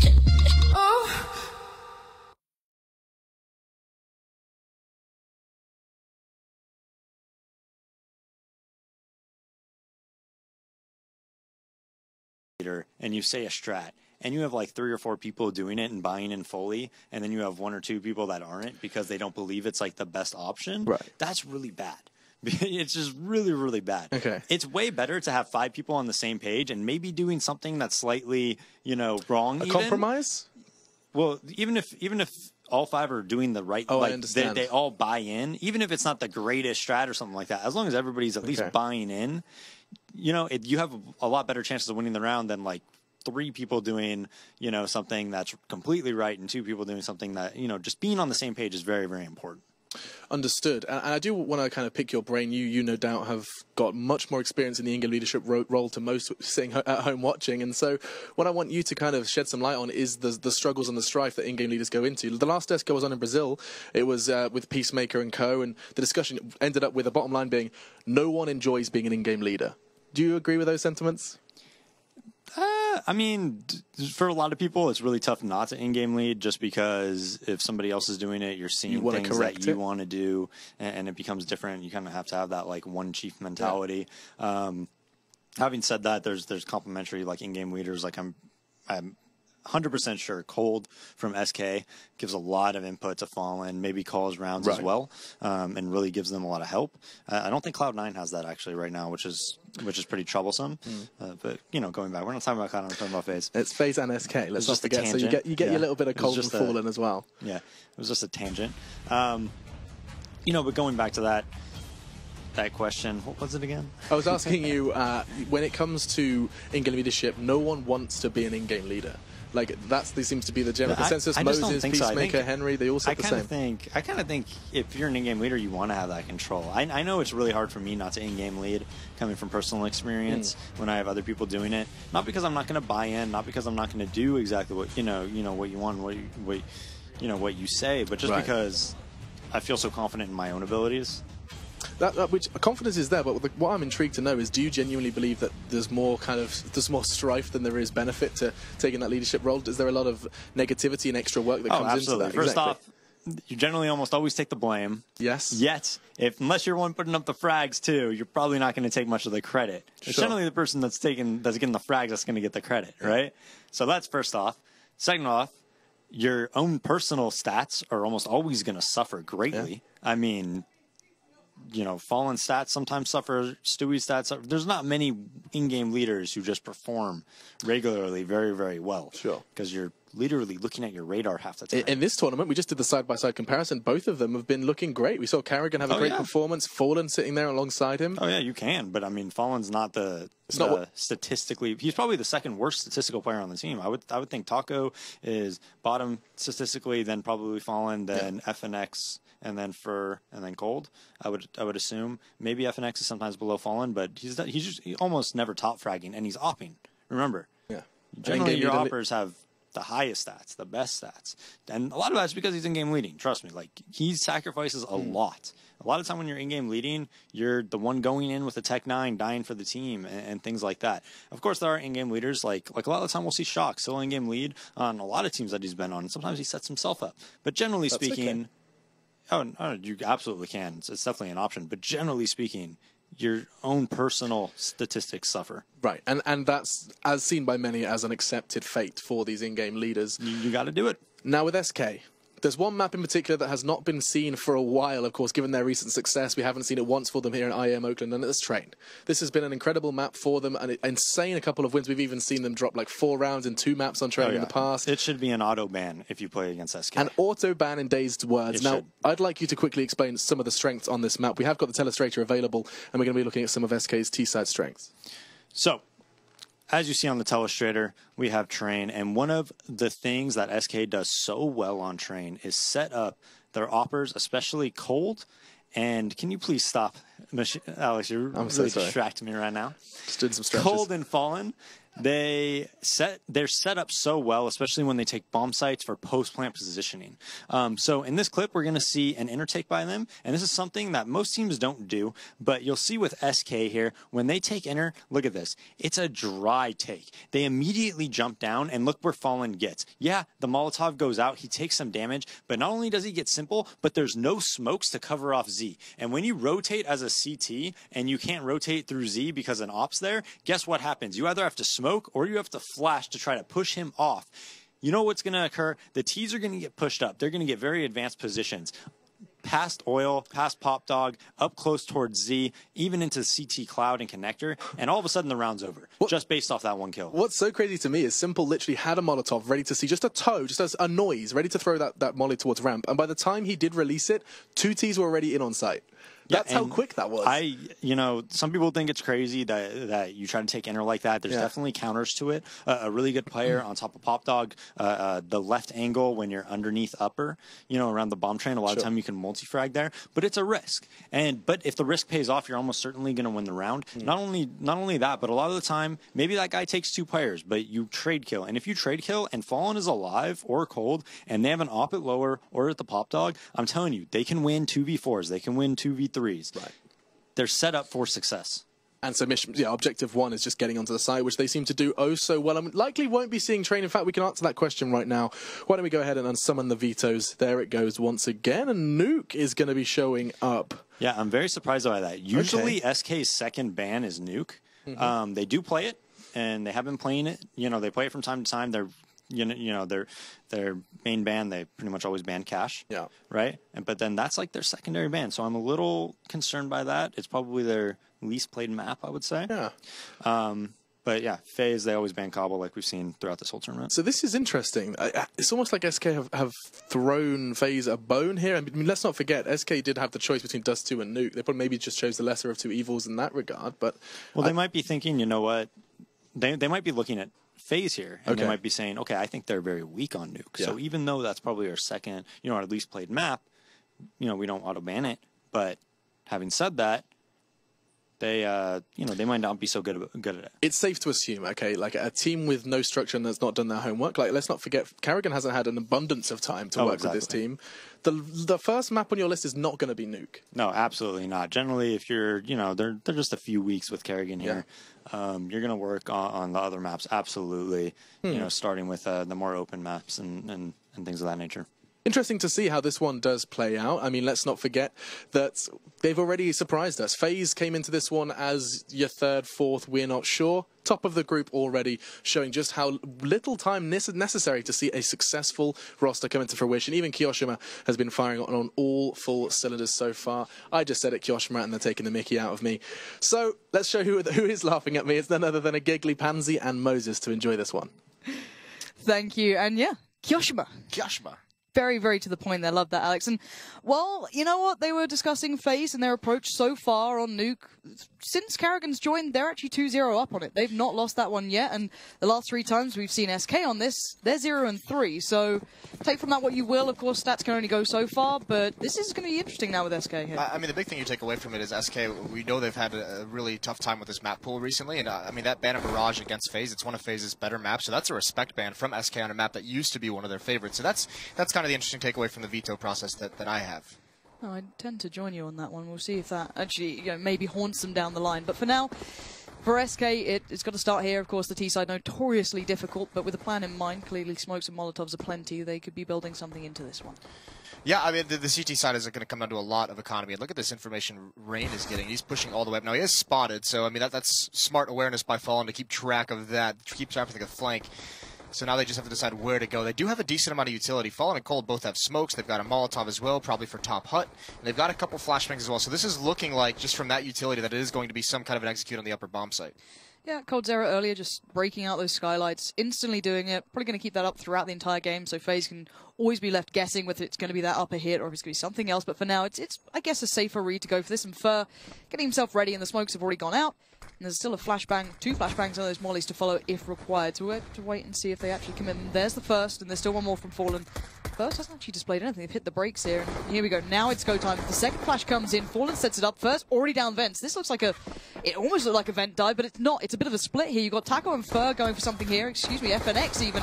And Fallen's been found. This seems, this is kind of crazy. Okay, they've gone through the upper catwalk, the new catwalk towards the outside area. But it's Aloe. Just beautiful work. 2 kills just denies that instantly. Now coldzera's left with 3 players daring him, let alone where the 4th may be. And there you go. This is surely going to be wrapped up with a nice little bow here, but a bit of a mess to be made on the upper site. But AZ closes it down in the end. And let's break that one down, because SK clearly had this really quite intricate plan in mind, but then Aloe just wrecked it. It looked like they wanted to sell the idea that it was going to be that drop-down vents towards the lower bomb site, but Fer gets picked off immediately. I mean, he had his back turned and was not expecting someone to be down there so quickly. And even, I think it was Taco who was staying back at the door, and his entire goal was to punish whoever tries to flank down those vents. And then they had players, coming from catwalk. So they really wanted to find an easy pathway due to the rotations, but since Fer falls and there's no real distraction, no one from FaZe has to really commit to any kind of a massive rotate. And already any sort of money going towards the CT side this early on is never going to be fun for them, on the T side at least. So already that molly going to be put down towards the door, deny any quick early aggression, maybe that Tech 9 rush towards upper, anything that maybe SK could have been thinking of has been denied. Now they only have 1 smoke here, that's still with Fallen, so he'll be creating something, possibly going for a bit of a, I guess, a brawl there with Rain. Maybe not a great idea at this point. Alu's now joined down below. The picture's kind of been seen now. SK's game plan has been noted, but so far FaZe not falling into this, not giving too many opportunities over towards SK. Yeah, I mean, hoping these Deagles are going to land a shot, and it's not going to happen. Now, for his turn, he does find AZ, but his teammates are kind of dropping, and Taco, he's going to find a one-on-one over towards Ramp Room, which he's not able to win. Karrigan holds strong there, and that pretty much takes the teeth out of this. So the First still doing some long-range work with that Tech 9. Alu doesn't even get the drop on it from kind of the locker room either. So they're doing work, and it's going to set up coldzera a little bit here if he can find a bit of play towards that, and he is. Gets the shot down as well. A little questionable from Alu to overextend for that. Maybe didn't need to, but he does in the end, and he gets punished for it. So now 2v2. Gets a little interesting here, facing curious spots, so not particularly your standard as such, but first still on the prowl. He can't find it, though. He's done enough work already. 2 kills for him is pretty big, but it's coldzera now in the 1v2. He does have the bomb at least, so maybe he could get something out of this. Yeah, and unlike Alu's overextension outside, you could see Karrigan and Keo just falling back in towards lobby. They're going to play it extremely safe. Cold, the plant would be great. Dropping down vent, maybe taking his time to see if anyone's going to follow up quickly. but they're going to hear this coming, and they've got to be a little bit cautious. You don't want to turn this into a one-on-one. Kerrigan with a low HP perhaps lead the way so Keo can bait it out, but this could actually get tricky. Cold has a chance here. And I like him sticking around for the first, and hopefully he can back away from this. But there's a time limit on what he can do here. Hoping they come through the vents is not going to be the case. They're going to come from the doorway, and there you go. First exchange, expects the other. There you go. coldzera finds the one that was... Wait, but the second's a sick shot. Keo, you can't fight against that. coldzera's aim is crisp in that situation. The bomb plant to define it, but... That's got to be a bit of a reminder for FaZe. And that's the one mistake. You do have to say, Alu just pushing outside. You don't need to do that. Let them have that kind of map control. Protect the bomb sites, and once he falls, it gives a little bit more of an opportunity for them to work. I mean, there's no support here, and he's not even really sure where the second player is, so he's just trying to take that one-on-one. But this is just, I mean, Cold using that silo in that bomb site so well to isolate the one-on-ones. It looks like a bit of a rush towards upper as well. You've got the weaponry, I guess, at this point. It's a little dangerous because they know there could be an investment back from FaZe, but so far, altogether, just bullishly making their way through this. There's no holding back here. Bombs down. Everything's under wraps. No one's been picked up. A little bit of damage dealt, but that's no problem. Karen's going to find Fallen, but by this point, the two players remaining have no step towards his site. Yeah, and I mean, there is investment here from FaZe. They're not doing the damage they'd like to. That's a good find from Alu, but not going to be able to salvage too much. The danger is now you have this AK, or you have this UMP, you have a Deagle. You almost want them to see them just bring that forward into the next round. There's a kit as well on Rain. So there's some chances here, and that's a good kill from Alu, but he is going to die right at the end. But still, they've gotten 3 kills. It's only SMGs they've taken down, but it's not bad because actually, I mean, losing the second round and now losing this round with that investment, FaZe's economy is going to be in a tough spot moving forward. Yeah, it actually is. Now Rain's going to keep hold of this as much as he can. This map is actually pretty tough to save on, to be fair, considering how vertical it gets. But at the end of the day, Rain will be safe and sound. Cold not quite close enough to take much away from him, because at the end of the day, you're not going to have much more coming into this round, so you might as well keep it to hand. But as you highlighted, decent damage. It's not going to particularly hurt SK too much, but it's more that FaZe maybe can get a little bit more out of it once they come down to it. But we'll see how much money they can make off this one. It'll be interesting seeing the utility they're going to have in the next round, because this is where you can really get punished on the CT side, is if you can't win that first gun round, if you can't stabilize the economy, because you need that utility. I mean, if you don't have the Molotovs, if you don't have the smokes, it opens up so many options for the terrorist side. That's when they start to feel restricted, when every choke point is blocked off for a good 45 seconds to a minute into the round. And if FaZe isn't going to have that, then SK can jump out to a big lead early on as the losing bonus builds up. Yeah, we've seen so many games going that sort of way. It is such a big factor, just that instant stopping power that comes with a molly, a nade or two. And here we go. Let's see if SK can keep this one relatively clean. They've got 2 of those AKs on their side, so they don't want to be losing those too early on in any way, shape or form. Bit of a line of smoke there, and Rain up top going to be getting a bit of action. That's 2 for him. Fallen and Furfall, but how on earth is he able to find that? A bit of an unorthodox peak there, just catching them out. And now the 3 players remaining are going to be in a bit of a predicament here. The jump up on that post was huge, because Fur, I mean, you could see spamming through it. He spots him through the smoke, but doesn't see the jump up. So Fallen had to have been a little bit confused, and now Fur's probably scratching his head as well. Low HP outside, though, so a chance if they peek, but actually FaZe is playing this extremely disciplined. AZ is going to be the one taking contact. He's over towards Mini. No one else is going to peek until he sees someone. Okay, so they've at least been able to recover the bomb for SK. That's a big tick on their checklist of things to try and achieve this round, and they are down to the bigger firepower here at least as well. Yeah, and Taco's taking control of ramp room, so this is why you see the bomb rotating back. coldzera covering that kind of retreat, so they know they have a passageway towards that lower bomb site. That's where they're going to aim to go, but the rotations are going to be here pretty quick. But like we said, 2 very low HP players on the FaZe side. You know, FaZe can land those dangerously ridiculous shots, so I wouldn't put it past them for now, but at the moment it still is SK looking for their chances, and coldzera finding one with the Mac Daddy is not going to be too painful either, but there's AZ finding FNX, and now it gets a little bit interesting. coldzera can't overextend now. He has to be pretty attentive, and there you go, bomb doesn't even get planted. Now there's a bigger problem on hand. They are getting the frags at least, but 6 seconds remain, and there's still 2 players standing, and it's down to Alu again. Can he do anything? Sure, no, time's up, and oh my word, FaZe just pulling them left, right, and center so often. That deny on the bomb plant in the end costing them everything, but this at the start, oh my word, just... Why not? That first shot on Fallen as well, that has got to hurt. The follow-up as well, just brilliant stuff from Rain. I don't think he even saw him particularly, but just... Even managing that lower hit, I mean, FaZe just whittled down the manpower of SK when it's a 3-on-5 like that. You could see one player, I think that was Cole, trying to watch the flank, but once his teammate falls at the bomb site, they can't have attention on the flank like that. He can't chase down the kill. The timer's running out. He's got to get into the site and try and help his teammate, and they just couldn't recover. That's a bit tough for SK. They lose that one. Off in Alu's hands now. So SK, they've got 3 AKs. They've got the Galil. And they have a lot of bodies towards this inner site. Fur's outside again, and it looks like it's going to be some kind of timing play of when he wants to execute Grenade to blow open the window, and here comes the execution.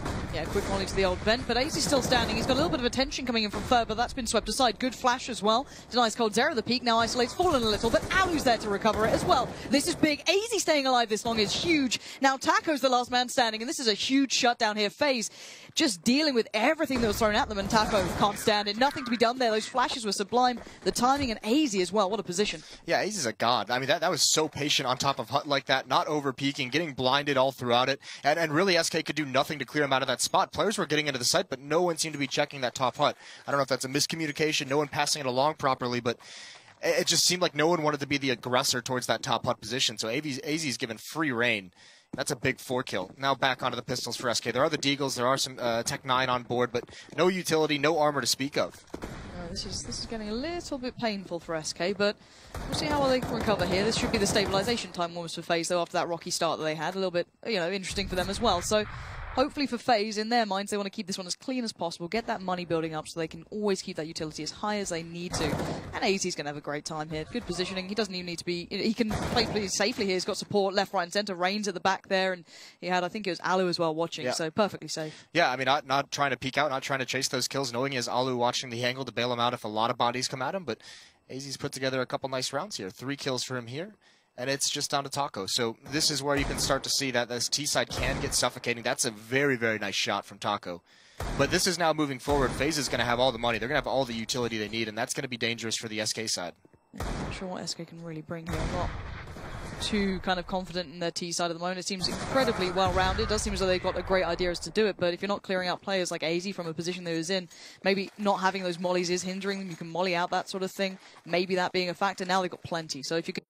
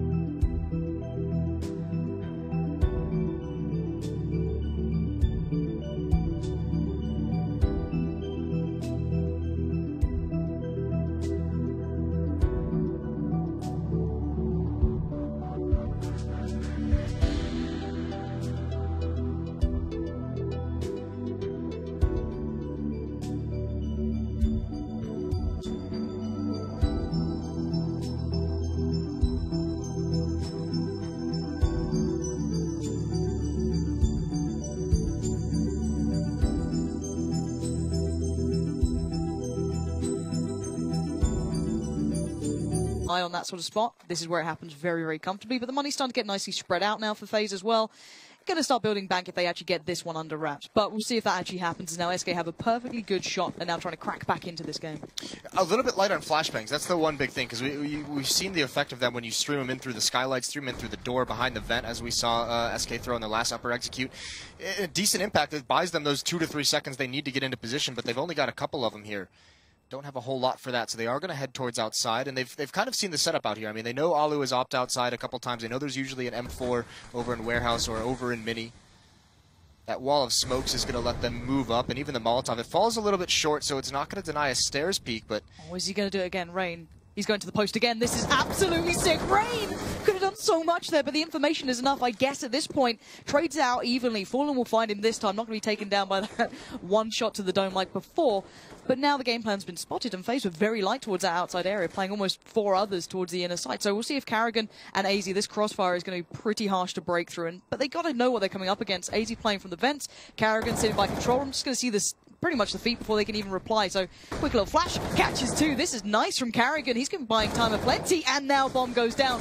Fallen just feeds himself into the machine, and Carrigan even found Cold Zero then as well. And this is pretty much all done and dusted here, down to Fer in a 1v3. And Everything's been seen. Kerrigan, that's such a nice defense, because it looked like actually AZ was going to just bide his time and flank from the vents. And Kerrigan just does all the work. He doesn't need any help from AZ whatsoever. So just a measured retreat from Kerrigan, finding new angles, new spots to come to. That first jump down from Taco, it seemed like that might have been, like, he's thinking someone's going to come at least trade that kill, but it doesn't happen at all. So FaZe, this defense looking strong early on here. And who knew Kerrigan could do this? It's been a hot minute since we've seen this out of him. And what a satisfying moment for him as well. Have his moment against, or I guess with his own team of incredible superstars. You're around guys who are known for this sort of, I guess, heavy aim. You know, they're the guys that pull off those clips. For him, that must be a nice bit of confidence for him. Get back into this, even if he's in-game leading. He's certainly pulling his weight here, and a lovely bit of play from him. Now, SK, they've got to have some questions now coming back into this one, because that was a nice buy from them. They had the mollies, and it seemed to go nowhere. Yeah, I mean, they were pretty much invested in taking outside control with that wall of smokes and getting down lower. They just didn't count for Kerrigan. Obviously, Rain, that peak on the top of the pole, again, it does some damage, but more than anything, it gives him the information. He's like, oh, okay, there's like 3 to 4 people out here.